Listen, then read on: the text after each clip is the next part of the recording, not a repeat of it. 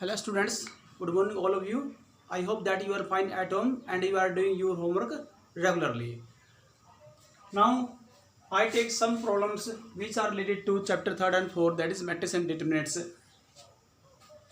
The key question is the matrix हमारे पास बच्चों दी है यहाँ पर देखो स्केयर मैट्रिक्स 3x3 ऑर्डर के एक मैट्रिक्स सब रिवीजन कर रहे हैं बच्चों यहाँ पर ओके मैट्रिक्स क्या 3x3 ऑर्डर की जैसे आपके पास बच्चों फर्स्ट रो है 2 -1 3 सेकंड रो है बच्चों आपके पास लेमडा 0 7 और थर्ड रो बच्चों -1 1 4 और यहाँ पर कंडीशन डाल दी गई है is not invertible then find the value of lambda बच्चों ने यहाँ पर लेमडा वैल्यू निकालनी है और कंडीशन क्या हमारे पास है the given matrix is non invertible बच्चों एक हमारे पास नॉन इन्वर्टिबल मीन्स क्या होता है the matrix is singular okay non invertible matrix वो होती है बच्चों जो मैट्रिक्स क्या होती है सिंगुलर होती है सिंगुलर मीन्स क्या होता है बच्चों जिस मैट्रिक्स का डिटरमिनेंट जीरो होता है बच्चों वो सिंगुलर मैट्रिक्स कहलाती है यानी कि नॉन इन्वर्टिबल मैट्रिक्स कहलाती है ओके बच्चों और जो जिस मैट्रिक्स का डिटरमिनेंट जीरो नहीं होता वो नॉन सिंगुलर मैट्रिक्स होती है यानी कि इन्वर्टिबल मैट्रिक्स होती है ओके इन्वर्टिबल मैट्रिक्स का डिटरमिनेंट जीरो नहीं होता लेकिन नॉट इन्वर्टिबल या नॉन इन्वर्टिबल मैट्रिक्स का जो डिटरमिनेंट होता है जो वो क्या होता है वो जीरो होता है उस कंडीशन को अप्लाई करके हमने यहाँ से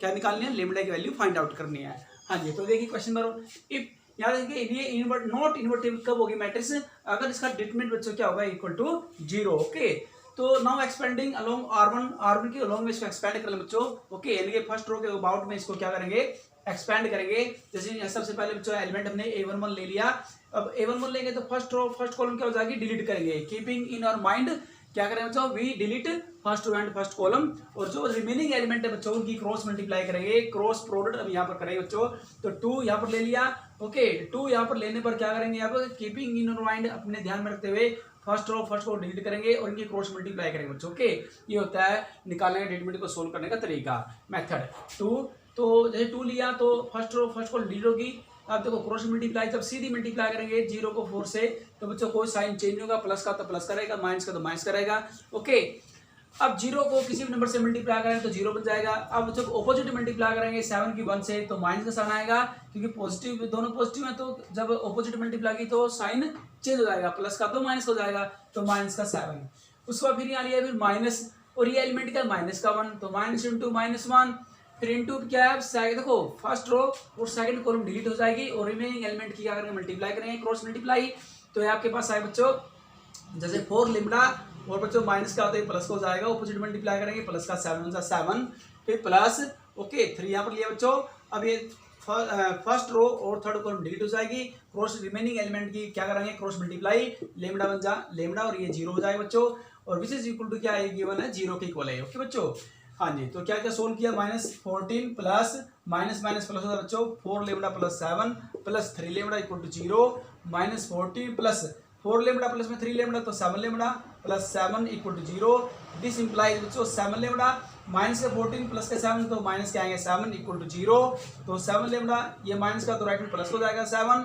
लेमडा इक्वल टू ये बच्चों 7 लेमडा के साथ मल्टीप्लाई है राइट हैंड जाएगा तो डिवाइड हो जाएगा 7 डिवाइड बाय 7 तो 7 1 आएगा कैंसिल होके तो देयरफॉर लेमडा इक्वल टू 1 तो लेमडा वैल्यू क्या आई है कुल मिला के 1 आई है ओके बच्चों क्वेश्चन नंबर 2 यहाँ देखना सबसे पहले कुछ मोटे यहाँ कर लेते हैं बच्चों if A is a square matrix such that okay बच्चों ये हमारे पास ऐसे एमसीक्यू क्वेश्चन के रूप में दे सकते हैं कंडीशन अप्लाई करके कि लेमडा की वैल्यू क्या है ऑप्शन में आपको आ सकता है तो आप कंडीशन अप्लाई करके कोई भी किसी टाइप का क्वेश्चन हमारे पास आ सकता है बच्चों ये जरूरी नहीं है कि इसी टाइप का सम आए इससे रिलेटेड कोई भी सम आ सकता है कोई अदर क्वेश्चन आ सकता है ओके तो हम जो एक प्रकार का टाइप आपको बता रहे हैं कि किस किस जो टाइप क्वेश्चन की आपने प्रैक्टिस करनी है जो बार बार बोर्ड में रिपीट हुए हैं आए हैं सीबीएसई के अंदर भी बार बार रिपीट हुए बच्चे if A is a square matrix such that देखो एक कंडीशन डाल दी गई है if A is a square matrix कोई A स्केयर मैट्रिक्स है A square such that A square equal to A ये गिवन है ओके ये अप्लाई करना है क्वेश्चन पर देन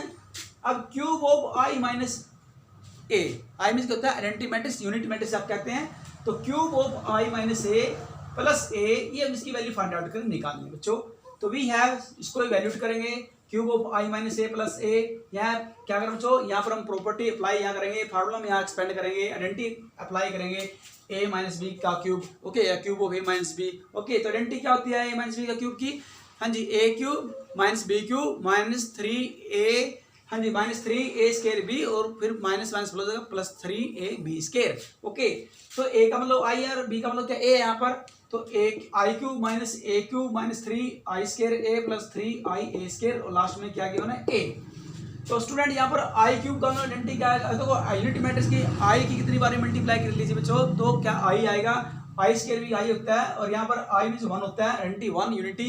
ओके, यूनिटी मींस 1 होता है बच्चों।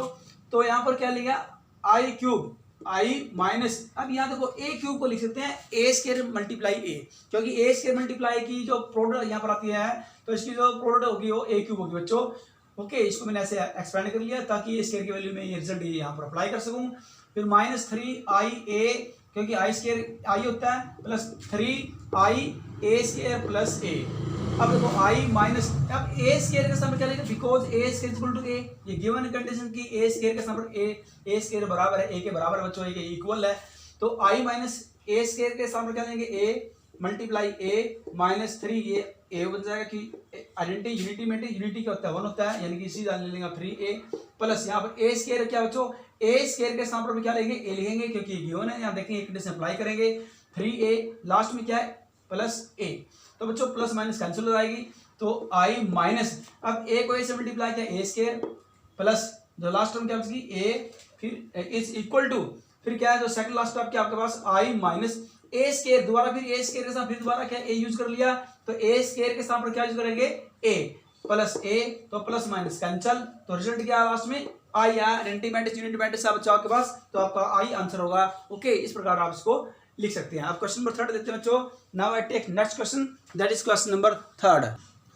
क्वेश्चन नंबर 3 बच्चों देखिए यहाँ पर, if a is a square matrix of order 3 and एक कैपिटल में बच्चों कैप्स में aij is the cofactor of the element small aij, इनका स्मॉल लेटर होता है बच्चों, वो एलिमेंट होता है किसी भी मैट्रिक्स का जो बच्चों का एलिमेंट होता है या किसी भी डिटरमिनेंट का जो एलिमेंट होता है। ओके बच्चों, किसी भी मैट्रिक्स के एलिमेंट को हम क्या दिखाएंगे स्मॉल aij से, वो एलिमेंट होते हैं जो कैप्स में होते हैं बच्चों, कैपिटल वो क्या होते हैं कोफैक्टर होते हैं बच्चों। ओके, तो यहाँ लिखा है if a is a square matrix of order 3 and aij is the cofactor of the element small aij, then value of, बच्चों यहाँ पर तो सबसे पहले देखने वाली बात है, नहीं एलिमेंट है ओके, और एक कोई कोफैक्टर है बच्चों हमारे पास। ओके, ये इसका कोरस्पॉन्डिंग कोफैक्टर नहीं हो सकता है, ये इनके कोरस्पॉन्डिंग कोफैक्टर नहीं है बच्चों।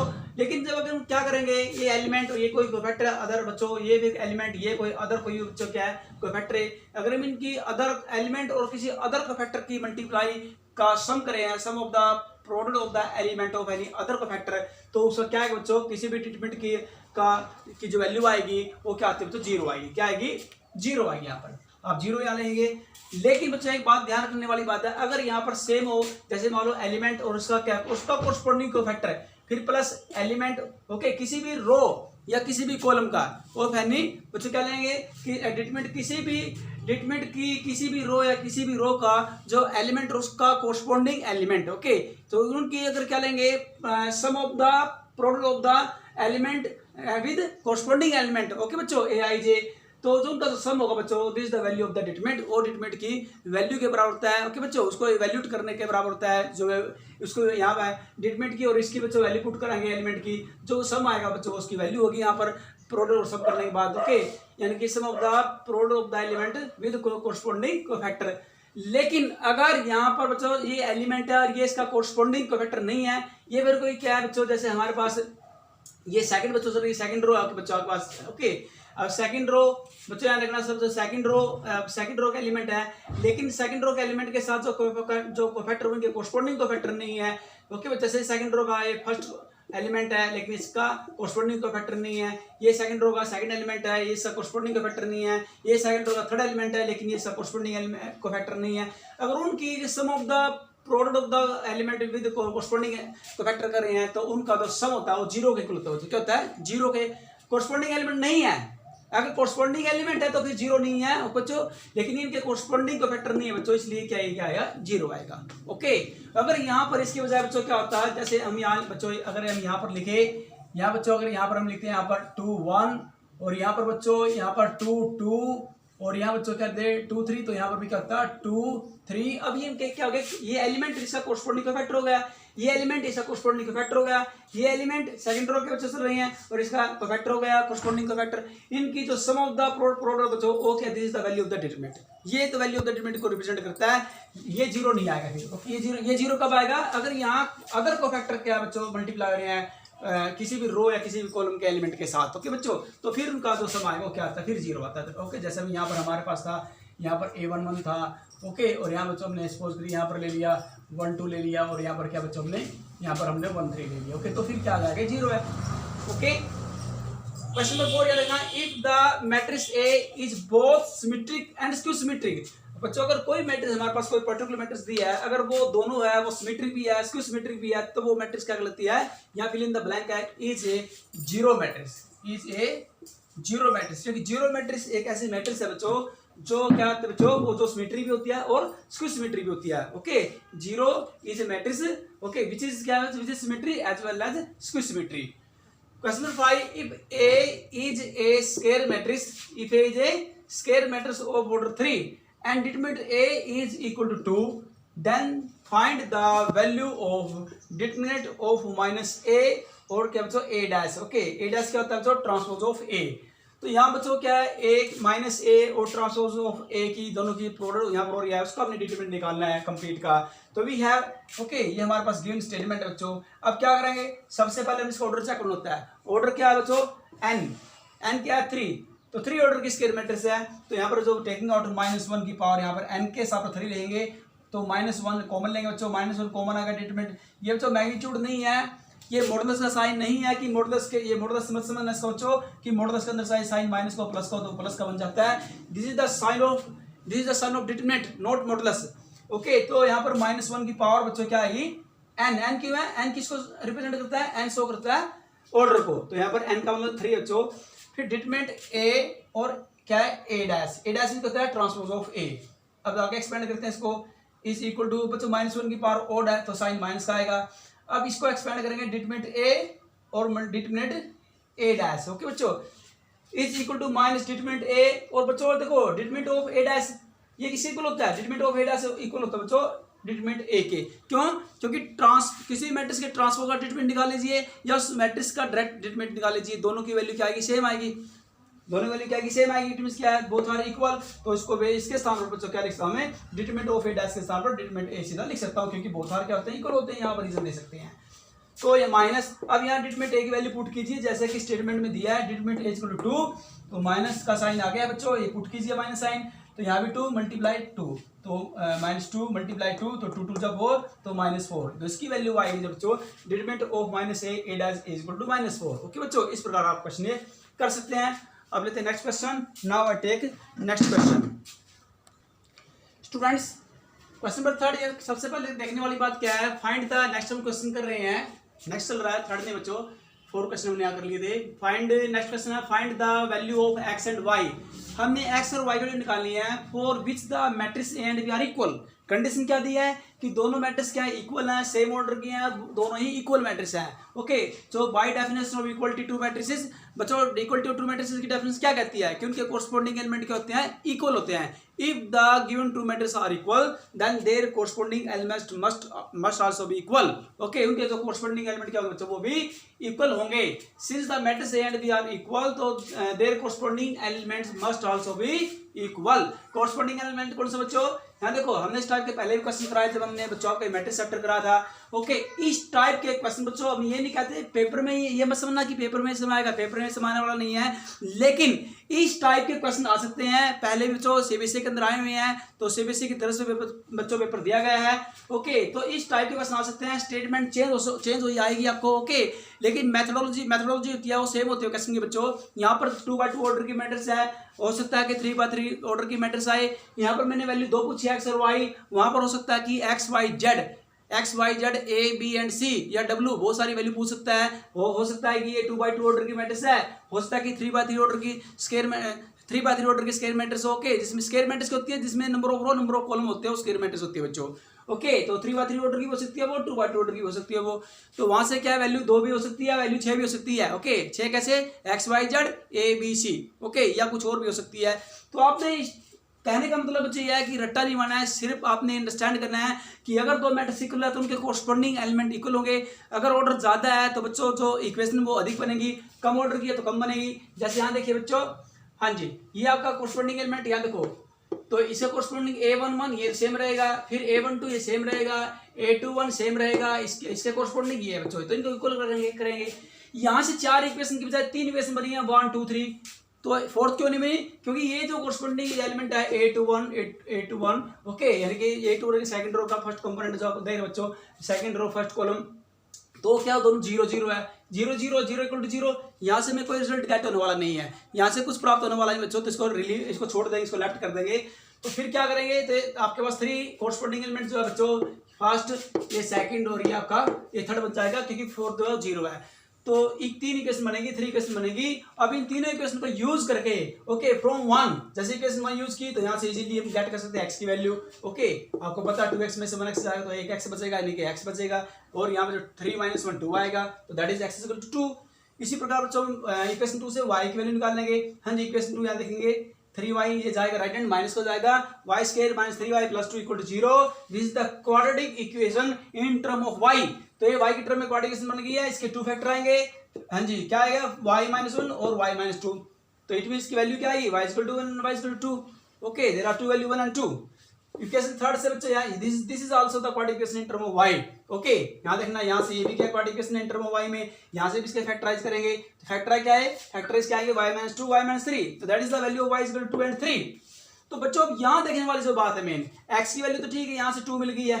अब y की वैल्यू कैसे, देखो बच्चों हमने कैसे हमने यहाँ पर लेनी है, ये कैसे कंफर्म होगा, क्योंकि y की वैल्यू 1 2 ये जो सेम है, और 3, तो कि y की वैल्यू तो एक होनी है, 3 वैल्यू कैसे हो सकती है, 3 वैल्यू नहीं हो सकती, केवल इनमें से आप यहाँ देख रहे हो 3 डिफरेंट वैल्यू है 1 2 3, तो इनमें से कोई एक वैल्यू हमने पिकअप करनी है, कोई एक छाटनी बच्चों। हाँ जी, वो कौन सी, जो दोनों में कॉमन है, कॉमन वैल्यू को ही सही वैल्यू, राइट वैल्यू माना जाएगा y की बच्चों, और जो डिस्टिंक्ट वैल्यू है उनको सिलेक्ट कर देंगे, छोड़ देंगे और रिजेक्ट कर देंगे बच्चों। यहाँ मैंने रीजन डालेंगे, now we shall take the common solution of equation 2 and 3। जो इक्वेशन 2 और 3 का जो कॉमन सॉल्यूशन है, जो कॉमन वैल्यू y की, ओके बच्चों, सिंस क्यों, since equation 2 and 3 must hold good symmetry, क्योंकि इक्वेशन 2 और 3 क्या बच्चों, मस्ट होल्ड गुड सिमेट्री, क्या आपस में कॉमन सॉल्यूशन पर क्या वो बच्चों, इनकी वैल्यू कॉमन है, y = 2 बच्चों। अगर इनके बीच में देखो सबसे बात क्या है, अगर इनमें कॉमन वैल्यू है जैसे y = 2, इट मींस बच्चों यहाँ पर क्या आएगा, पैरेलल, एक होती है पैरेलल लाइन होती है, आपको पता है बच्चों क्या होती है, नहीं पैरेलल लाइन में क्या होगा, कोई कॉमन सॉल्यूशन नहीं होता बच्चों, क्यों सॉल्यूशन कॉमन सॉल्यूशन नहीं होता, तो यहाँ पर क्या आ जाएगा, यूनिक वैल्यू हमारे पास मिल जाएगी, y = क्या आएगा 2, y = क्या आएगा 2, तो यहाँ पर क्या x = 2 y is also 2।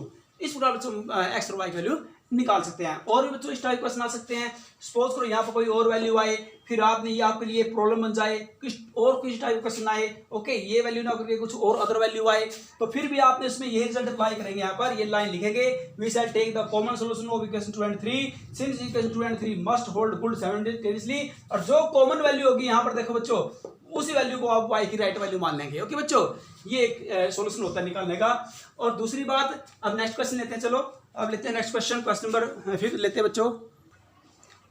Next question बच्चों, if we have given a matrix, हमारे पास बच्चों है cos alpha minus sin alpha, second row बच्चों sin अल्फा cos अल्फा, ये मेरे पास कोई गिवन मैट्रिक्स ए बच्चों, then for what value of alpha is A an identity matrix. बच्चों हमने अल्फा की वैल्यू निकालनी है, और यहाँ पर गिवन है what for, then for what value of alpha, यहाँ दिया इज, सबसे पहले A is an identity matrix here, then for value of alpha is A is an identity matrix, A is an identity matrix, ये main है, ये identity है, ये देखने वाली बात है। ये जो लास्ट की जो लाइन लिखी है, ये मैंने सर्कल यहाँ पर कर दिया है अंडरलाइन बच्चों, ये कंडीशन अप्लाई करके हम अल्फा की वैल्यू निकाल सकते हैं ए मैट्रिक्स से, अदरवाइज विदाउट कंडीशन हम अल्फा की वैल्यू निकाल नहीं कर सकते। ओके, क्योंकि अल्फा की वैल्यू निकालने के लिए इसके राइट में कुछ होना जरूरी है, राइट में होगा एक कंडीशन अप्लाई करेंगे, तभी लेफ्ट राइट दोनों मैट्रिक्स को कंपेयर करके वहां से अल्फा की वैल्यू फाइंड आउट की जा सकती है। अगर अकेला ओनली लेफ्ट वन साइड यहाँ पर दिया है तो यहाँ से कोई एक्सप्रेशन निकलने वाला नहीं है। ओके,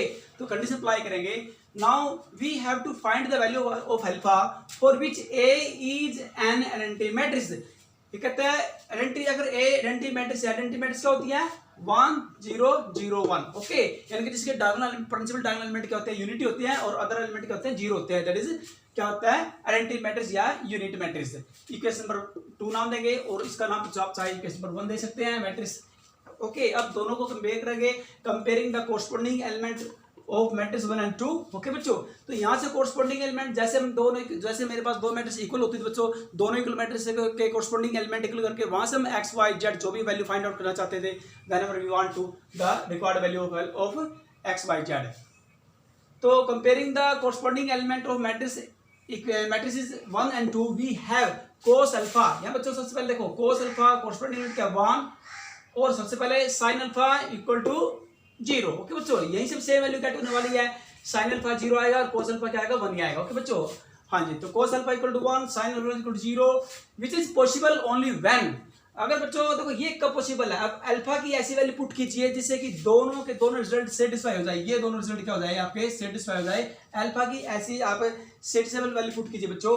अगर मैं अल्फा के साथ 0 पुट करता बच्चों, तो कोस 0 और कोस 0 वैल्यू कितनी है 1 होती है, आपको पता है बच्चों, as you know very well कि कोस 0 क्या होता है 1 और साइन 0 क्या होता है 0 होता है। तो इट मींस अगर मैं अल्फा के स्थान पर 0 पुट करूं तो दोनों जो रिजल्ट है दोनों क्या हो जाएंगे, सेटिस्फाई हो जाएंगे। तो इट मींस ये सेटिस्फाइबल वैल्यू है बच्चों। ओके, तो यहाँ पर hence A is an identity matrix if alpha is equal to 0। अगर अल्फा की वैल्यू 0 हो जाए तो बच्चों ये आपकी मैट्रिक्स क्या बच्चे, ये क्या हो जाएगी, आइडेंटिटी मैट्रिक्स बन जाएगी। ओके, यानी कि अगर मैं अल्फा के स्थान पर 0 रखूं तो क्या बन जाएगी, ये आइडेंटिटी मैट्रिक्स बन जाएगी। ओके, तो therefore alpha is equal to 0। Hence A is an identity matrix if alpha is equal to 0। Next question देखिए बच्चों, construct A 2x2 order matrix A। अब मेरे पास कोई एलिमेंट्री मैट्रिक्स दी है, एलिमेंट के अंदर Aij whose elements are given by Aij is I क्या है, I represent the number of row, J represent the J क्या represent करता है, J represent करता है नंबर ऑफ कॉलम को, is equal to I plus 2J की power 2 divide by 2, यानी कि square of I plus 2J divide by 2। हमने 2x2 ऑर्डर की मैट्रिक्स करनी है। 2x2 ऑर्डर की मैट्रिक्स कंस्ट्रक्ट करने के लिए हमने एलिमेंट निकालने पड़ेंगे बच्चों, कौन कौन से, number of row number of column equal हो जाएगी ना। ओके, 2x2 का मतलब है लेकिन नंबर ऑफ रो भी 2, नंबर ऑफ कॉलम भी 2, यानी कि एलिमेंट क्या हो गए A11 A12, सेकंड रो क्या बनेगी A21 A22। तो मैंने ये एलिमेंट है बच्चों, ये एलिमेंट निकालने हैं, यानी कि एक वैल्यू निकालनी है A11 की। सबसे पहले एलिमेंट निकालेंगे A11, I के स्थान पर 1 पुट करेंगे, J के स्थान पर 1 पुट करेंगे, और यहाँ पर भी I के स्थान पर 1, J के स्थान पर भी 1, तो आपका एलिमेंट निकल जाएगा A11। उसके बाद निकालेंगे फिर A12, यानी कि I के स्थान पर 1 पुट करेंगे, रो के स्थान पर 1 और कॉलम के स्थान पर 2 पुट करेंगे। जो फर्स्ट एलिमेंट है वो रिप्रेजेंट करता है रो को, सेकंड वाला कॉलम को। तो A12 यहाँ I के स्थान पर 1, J के स्थान पर 2 पुट करेंगे, इसको एक्सपेंड करेंगे तो आपका एलिमेंट निकल जाएगा A12। और उसके बाद फिर A21, तो I के स्थान पर 2 पुट करेंगे, J के स्थान पर 1 पुट करेंगे यहाँ पर भी बच्चों, और इसको सोल्व करेंगे तो आपका एलिमेंट निकल जाएगा A21। और इसी प्रकार लास्ट का एलिमेंट है A22, I के स्थान पर होगी 2, J के स्थान पुट करेंगे और उसको वैल्यूट करेंगे तो आपका A22 एलिमेंट निकल जाएगा। और ये चारों एलिमेंट जो आपके पास आए 4 एलिमेंट्स, वो इस मैट्रिक्स के जो रिक्वायर्ड मैट्रिक्स आपके पास 2x2 ऑर्डर की, इसमें पुट करेंगे विच इज द रिक्वायर्ड या डिजायरेबल मैट्रिक्स आपकी निकल जाएगी। ओके बच्चों, अब एक क्वेश्चन और करते हैं यहाँ तो जस्ट रिलेटेड है। Now we take next question. Next question, if a matrix has 24 element what are the possible order it can have. किसी मैट्रिक्स के अंदर बच्चों 24 एलिमेंट है तो वो कितने पॉसिबल ऑर्डर की हो सकती है, ये बताना बच्चों। इसके लिए हम क्या करेंगे, we know that if a matrix is of order p by q, अगर कोई मैट्रिक्स हमारे पास p बाई q ऑर्डर की, ओके, यानी कि number of row p, number of column q, then it has pq elements, दोनों की multiply करें number of row number of column की, तो टोटल एलिमेंट की संख्या इनके pq निकल जाएगी। Just to find all possible order of a matrix.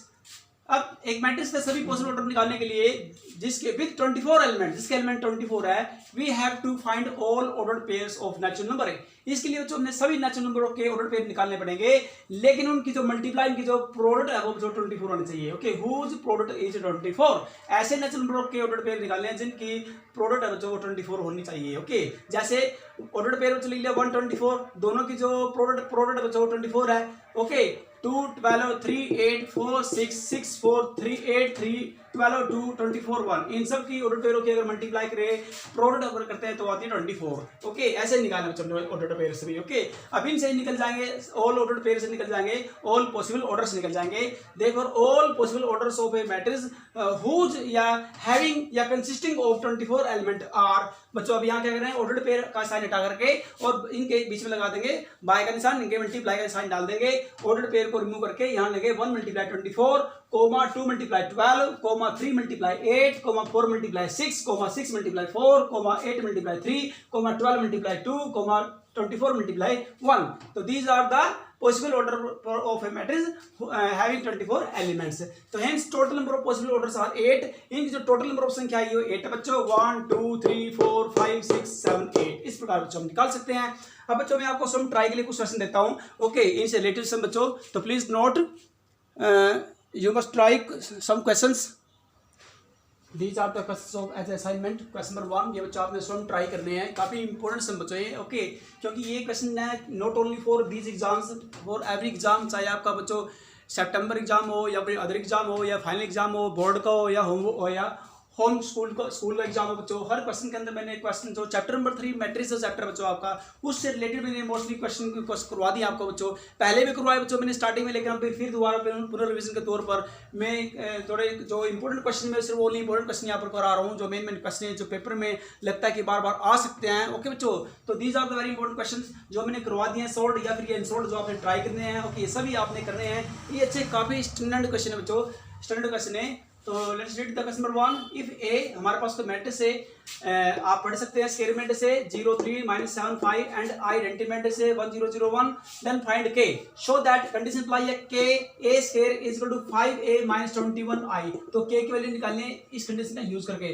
बच्चों मैं ये नहीं कहता कि ये क्वेश्चन आएंगे, लेकिन इनके सिमिलर जो क्वेश्चन होते हैं के वाले, कि यहाँ पर कोई भी क्वेश्चन हो सकती है आपके पास, हो सकता है कि वहाँ मेरे पास fx ग्रुप में इस प्रकार से कंडीशन दे दी गई हो, x square is equal to x के प्लस के 2x प्लस 7, यहाँ पर i लगाएंगे, अगर 7 के पीछे तो यहाँ पर 7 है, यहाँ पर आई लगाएंगे, अगर आई नहीं है तो बच्चों इसमें क्या है 7 आई होता है, आइडेंटिटी मैट्रिक्स होती है। और बच्चों ओके, यहाँ पर x मींस a, यहाँ पर a मैट्रिक्स अप्लाई करेंगे तो x स्क्वायर के लिए a स्क्वायर निकालना पड़ेगा आपने। Okay, x a multiply a square, फिर यहाँ 2a से मल्टीप्लाई करेंगे प्लस 7। अब 7 अकेला है तो इसको भी मैट्रिक्स के रूप में बनाएंगे, 7 के बाद लगा लेंगे i, यूनिट मैट्रिक्स 1 होता है, यूनिटी होता है बच्चों, और यानी कि इसको मल्टीप्लाई करेंगे आइडेंटिटी मैट्रिक्स 1 0 0 1। ओके, इस टाइप का क्वेश्चन भी आप आ सकता है बच्चों। ओके, या यहाँ से के की वैल्यू निकालनी हो, इस प्रकार का बच्चों क्वेश्चन आ सकता है। तो इस टाइप के मैंने क्वेश्चन, बहुत सारे क्वेश्चन आपको कराए बच्चों मैंने किया था, तो आपने इस टाइप के क्वेश्चन की भी प्रैक्टिस करनी है। ओके बच्चों, यहाँ से के की वैल्यू निकाली जा सकती है, और यहाँ पर बच्चों मैट्रिक्स 3x3 ऑर्डर की भी आ सकती है, 2x2 ऑर्डर की मैट्रिक्स आ सकती है, थोड़ी इक्वेशन लंबी भी हो सकती है, छोटी भी हो सकती है बच्चों। ओके, तो इस टाइप के क्वेश्चन की प्रैक्टिस करनी आपने आपकी बुक में दिए गए हैं, एनसीईआरटी बुक में भी दिया गया बच्चों, एलिमेंटिक बुक में भी दिया गया है, और मैंने जो पीडीएफ आपको भेजी बच्चों इन चैप्टरों की पीडीएफ के तौर पर, उसमें भी दिया गया है। मैं कहता हूँ कि आपने अदर क्वेश्चन करने की आवश्यकता नहीं है बच्चों, जो पीडीएफ में दिए, पीडीएफ में मैंने बहुत सारे ऐसे क्वेश्चन बच्चों आपको सोल्व करके दिए गए हैं।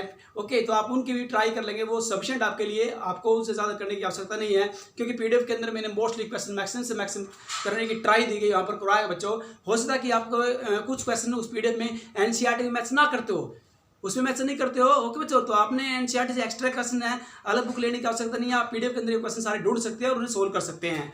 ओके, क्वेश्चन नंबर 2, जैसे आप यहाँ देख रहे हो, इफ ए, ये सभी क्वेश्चन आपकी पीडीएफ में डाले हुए मैंने। इफ ए मैट्रिक्स मेरे पास 0 - 10 by 2 10 by 2 0 and i is the identity matrix, unit matrix of order 2 by 2, then show that ये left hand side i plus a is equal to, and ये left hand right hand क्या i minus a into product of 2 matrix cos alpha minus alpha sin alpha cos alpha। Third question है, if a is this, आप पढ़ सकते हैं इसको, find alpha satisfying alpha greater than 0 less than pi by 2, इनका alpha between lie between 0 pi by 2, open interval 0 pi by 2 बीच में lie होता है बच्चों। Then a plus transpose of a is equal to √2 i2, i2 means क्या होता है, identity matrix 2x2 order की, इट मींस बच्चों। Fourth question, for particular value of k the matrix, हमारे पास ये दिया है स्क्यू सिमेट्रिक मैट्रिक्स की कंडीशन अप्लाई करके, स्क्यू सिमेट्रिक की डेफिनेशन आपको याद होना चाहिए बच्चों, मैंने जब चैप्टर करा था, आप देख सकते हैं बुक में दिया है, स्क्यू सिमेट्रिक की कंडीशन अप्लाई करके। ओके, आप बच्चों क्या है इसकी वैल्यू निकालें, यहाँ पर के की वैल्यू यहाँ पर निकाल सकते हो बच्चों। ओके, स्क्यू सिमेट्रिक मैट्रिक्स कौन सी होती है मैं आपको फिर बता देता हूँ, जिस मैट्रिक्स का transpose negative of the matrix बराबर आ जाए बच्चों, जिस मैट्रिक्स का ट्रांसपोज उस मैट्रिक्स के नेगेटिव इक्वल आ जाए, negative of the given matrix, तो होता है स्क्यू सिमेट्रिक, और पॉजिटिव इक्वल आ जाए तो होता है सिमेट्रिक मैट्रिक्स। तो आपने स्क्यू सिमेट्रिक मैट्रिक्स की कंडीशन अप्लाई करनी है। दूसरा क्वेश्चन यहाँ पर दिया है, यहाँ देखो 5 क्वेश्चन मैट्रिक्स ए, ये मैट्रिक्स 4 था, मैट्रिक्स 5 दिया, सॉरी क्वेश्चन 5 दिया, matrix A is this 0 2b -2 3 1 3 3a 3 -1 is given to be symmetric, find the value of a and b. यहाँ पर मैंने कंडीशन यूज करनी है सिमेट्रिक वाली।